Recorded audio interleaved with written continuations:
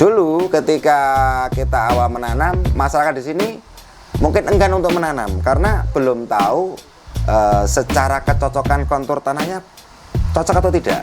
Nah, pada waktu itu, waktu perdana kita panen, tidak kita jual, tapi kita bagi-bagikan ke seluruh warga yang ada di sini. Nah, dengan demikian karena sudah mengetahui rasanya, mudahnya cara budidayanya, cara menanam, akhirnya dari masyarakat sini tertarik untuk budidaya tanaman buah kelengkeng ini. Drop it.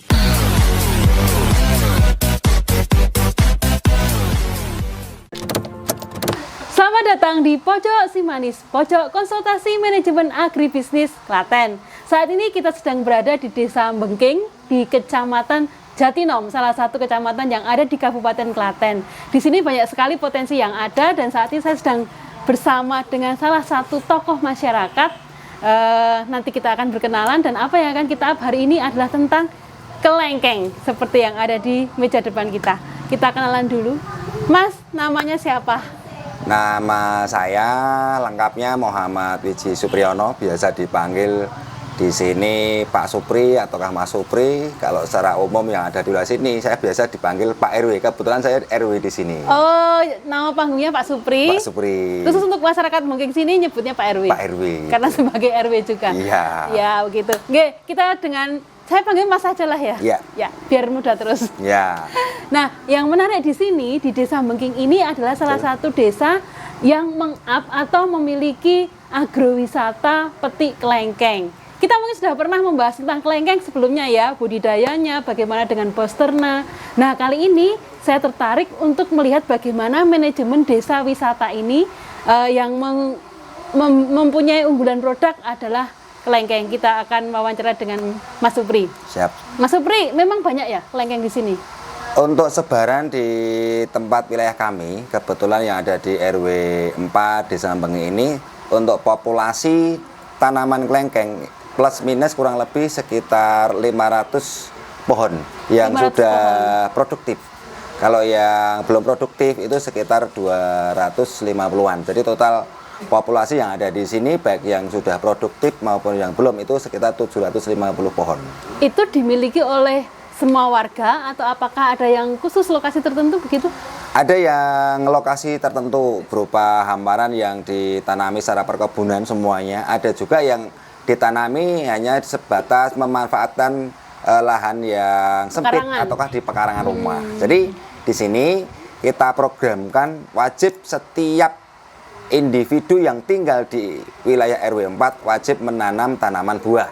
Yang kita utamakan adalah tanaman buah kelengkeng gitu. Itu menu wajib untuk bertempat tinggal di wilayah sini. Kayak gitu. tiket masuknya, Ya, kelengkengnya mana gitu ya. Kenapa kelengkeng? Dulu kita awal untuk mengenal buah itu tanaman buah jeruk ya. Awal mula wisatanya itu wisata petik buah jeruk. Karena jadi sebelum kelengkeng udah ada wisata? Udah ada dulu. Nah, kalau jeruk itu secara umur itu kan paling 7 tahun sudah habis.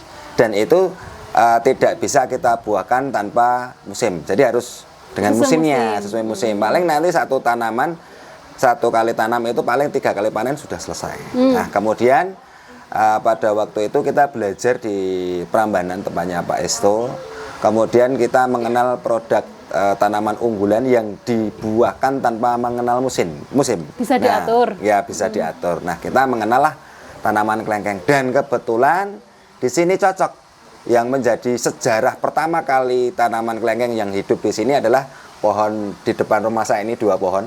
Iya. Nah, 3 pohon yang ada di sini yang kebetulan sudah kita ganti. Inilah sejarah awal tanaman kelengkeng yang kita tanam di daerah sini. Dulu ketika kita awal menanam, masyarakat di sini mungkin enggan untuk menanam karena belum tahu secara kecocokan kontur tanahnya cocok atau tidak. Nah, pada waktu itu, waktu perdana kita panen, tidak kita jual, tapi kita bagi-bagikan ke seluruh warga yang ada di sini. Nah, dengan demikian karena sudah mengetahui rasanya, mudahnya cara budidayanya, cara menanam, akhirnya dari masyarakat sini tertarik untuk budidaya tanaman buah kelengkeng ini. Nah, kebetulan kemudian diakomodir oleh kelompok tani sarana makmur untuk memfasilitasi. Nah, awalnya begitu. Akhirnya anggota kelompok tani sarana makmur yang aktif tergabung dalam organisasi itu diberikan tanaman bibit kelengkeng secara gratis. Jadi bermula dari warga dulu, baru ngarah ke kelompok taninya, seperti itu? Iya, kelompok tani dulu yang anggota aktif, kemudian ke semua warga. Baik. Jadi ini hampir semua rumah pasti hampir ada semua rumah, kelengkeng. 99% semua pekarangan di sini ada tanaman buah kelengkengnya. Gitu. Dan varietas yang dipilih adalah jenis new crystal. New crystal ataukah juga sering dinamakan kateki ataukah itos super, itu yang kita tanam di sini. Ya, jadi kelengkeng jenis kateki atau new crystal ini tadi adalah varietas kelengkeng yang buahnya bisa diatur karena dia dilakukan pembosteran. Ya, seperti betul, itu nggih. Ya, Mas. Nah, kemudian setelah tanam kan butuh waktu beberapa lama baru mereka akan berbuah. Kemudian berkembang atau punya ide menjadi desa wisata petik kelengkeng, yang itu apakah dari berlimpahnya hasil waktu itu? Ya. Atau berpijak dari pengalaman si jeruk tadi? Ya. Berbicara tentang wisata petik buah kelengkeng, tentunya kita belajar histori sebelumnya, tanaman buah jeruk. Karena kita sudah mengawali.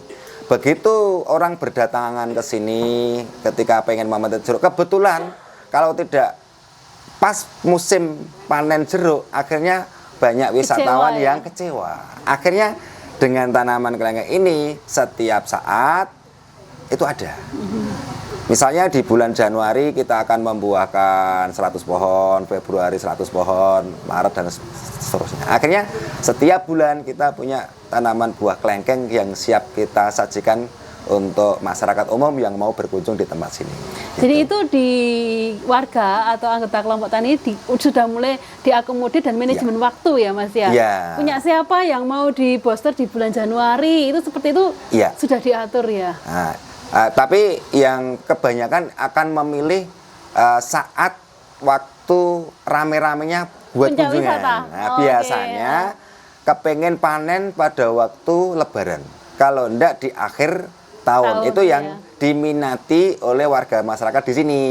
Gitu. Nah, kalau populasi tanaman yang punya tanaman yang lebih, misalnya punya 50 pohon, yang 50% pasti akan dijatuhkan pada waktu panen di bulan itu. Nah, yang lainnya sebagai pelengkap. Karena kunjungan yang rame itu ketika pada waktu liburan dan juga liburan akhir tahun dan Lebaran. Ya, itu juga pas harganya lumayan baik gitu ya.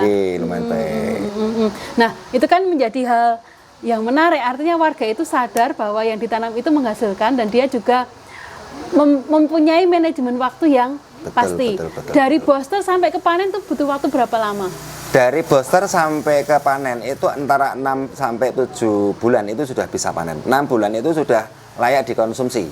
Tapi kalau mau lebih maksimal itu sampai di usia 7 bulan. Jadi setelah kemunculan bunga itu antara 5 sampai 6 bulan itu sudah bisa kita konsumsi. Sudah layak panen lah ya? Sudah layak panen. Nah, kalau dari booster, karena saat kita booster, saat ini booster 40 hari baru keluar bunganya gitu. Nah, Mas, kan tadi ada bulan-bulan puncaknya tadi mereka pinginnya ada di panen di sekitar Lebaran dan juga akhir tahun.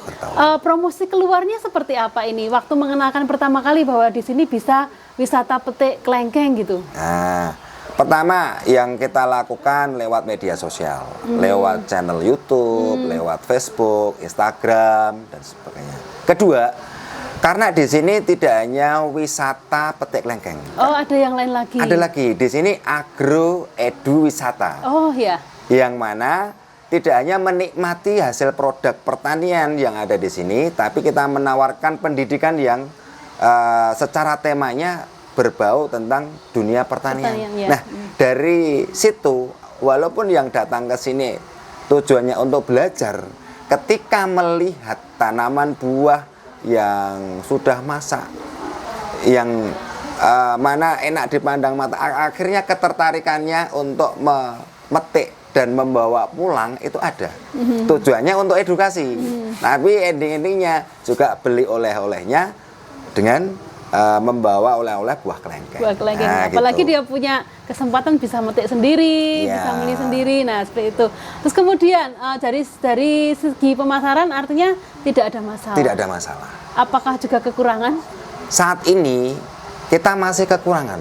Contoh yang tahun ini, Lebaran kemarin di tahun 2025, kita baru bisa memenuhi permintaan dari konsumen itu kurang lebih hanya 25%. Oh, 75% tidak kita terpenuhi. Soalnya apa? Antara jumlah dan permintaannya jomplang. tidak sebanding gitu loh.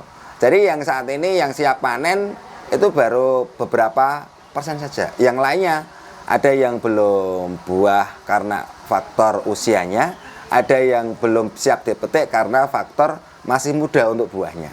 Untuk tahun ini. Artinya pasar terbuka lebar. Masih Terbuka sangat lebar. terbuka lebar. Kita lihat saja di gerai-gerai buah yang kita jumpai rata-rata buah kelengkengnya itu buah impor. Gitu aja.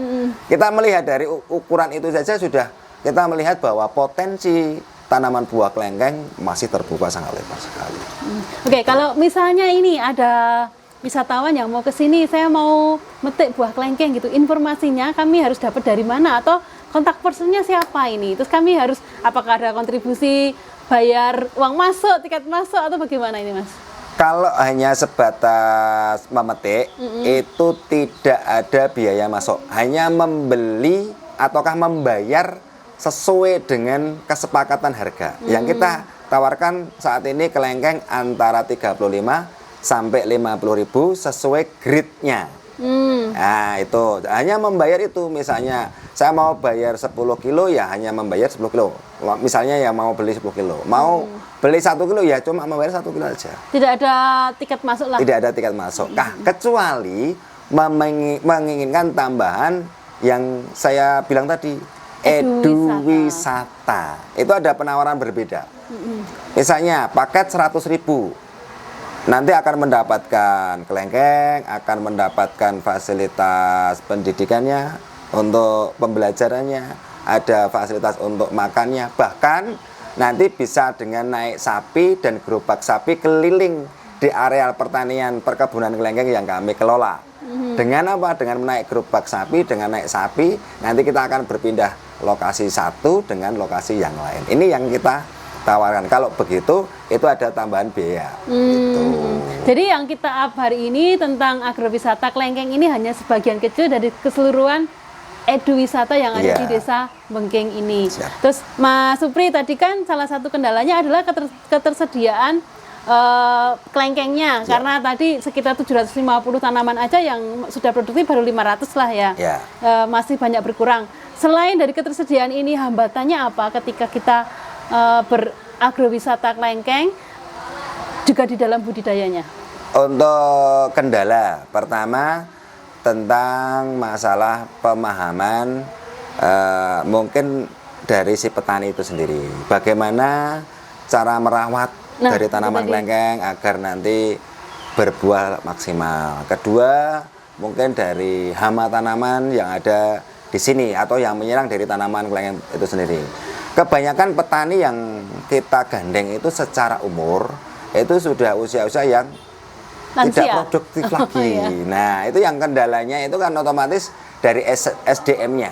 Nah, kita saat ini memang baru memulai bagaimana menggandeng anak-anak muda untuk menggantikan generasi tua agar mau untuk bertani.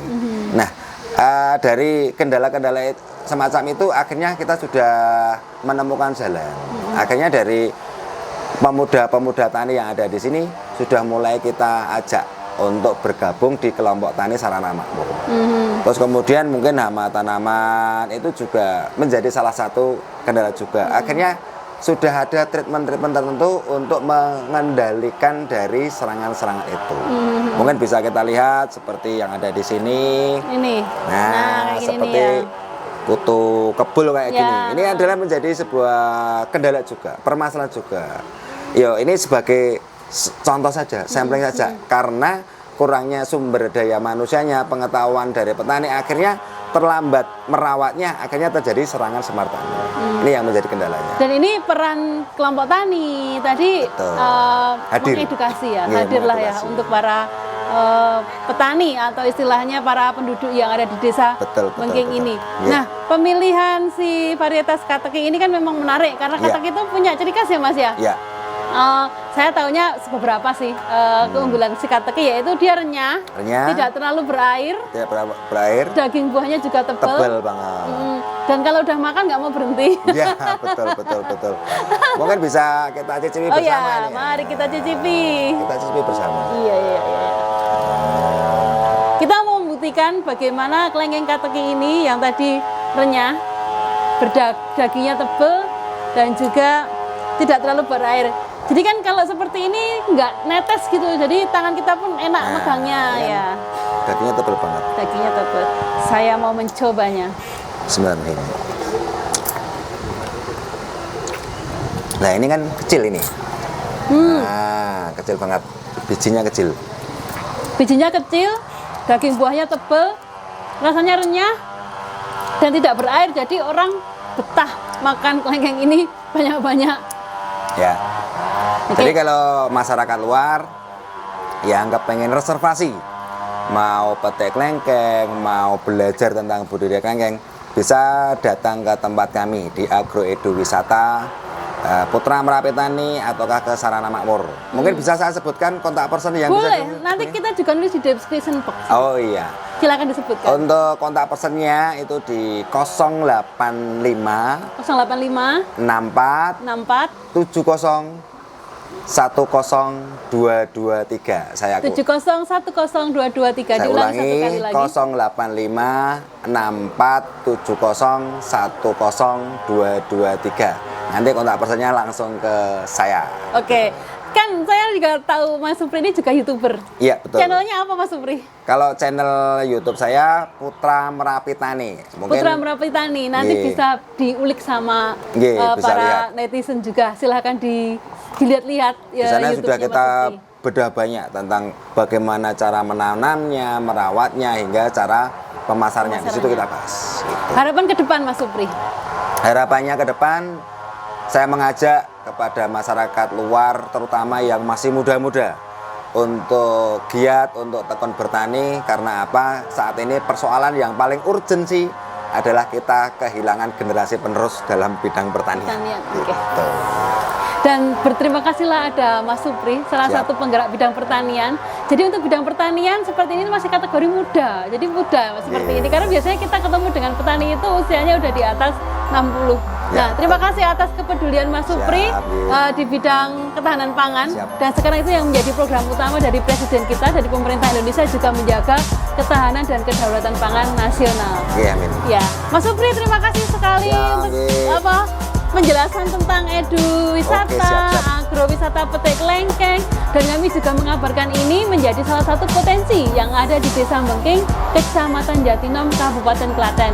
Pastikan besok mau lebaran atau mau akhir tahun, silahkan kalau mau bawa rombongan reservasi dulu, biar bisa disiapkan lahannya, biar nanti nggak keduluan orang yang lain lagi. Ya. Nah, nanti kita nantikan kabar dari Anda yang menyaksikan tayangan ini, silahkan membagikan pengalaman ketika besok datang ke sini untuk petik kelengkeng. Demikian yang bisa saya sampaikan di Pojok Simanis kali ini. Pojok Simanis, kerja keras, kerja cerdas, kerja ikhlas. DKPP Klaten, layanan prima, petani sejahtera. Salam!